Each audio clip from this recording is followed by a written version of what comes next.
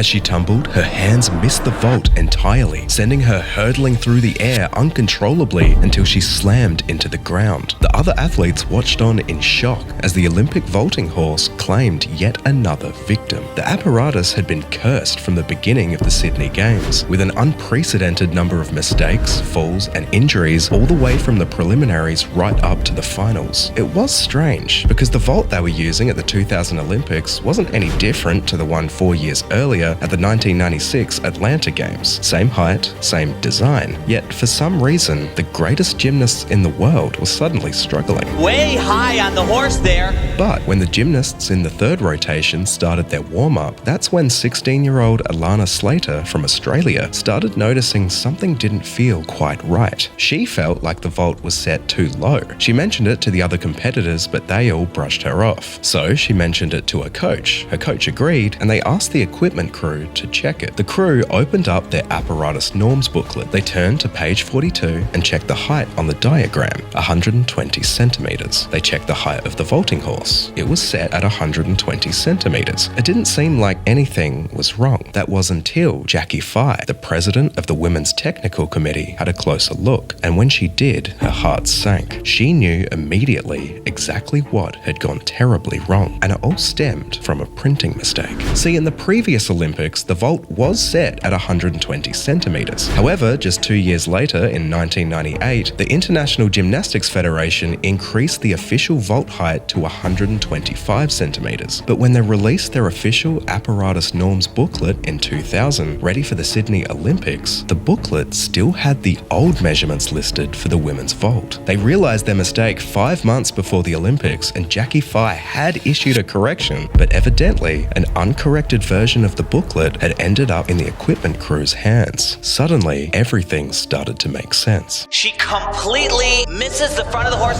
Way high on the horse there. Jackie told the equipment crew to raise the vault to its correct height, but the damage had already been done. 18 athletes had already vaulted at the incorrect height. Now, we're talking about the change in the feel of something that these gymnasts have done thousands of times. The US national champion Elise Ray had already been dropped from medal contention down to 35th place after nearly breaking her neck on her first fall. The 18 athletes were offered the opportunity to vault again at the correct height, but it didn't change much in the results. They'd already been injured and well and truly shaken by the dangerous mistake. Andreea Radican from Romania initially won the all-around event, but after failing a drug test 4 days later, after testing positive for the pseudoephedrine in her cough syrup, the gold medal ended up going to the Romanian in second place.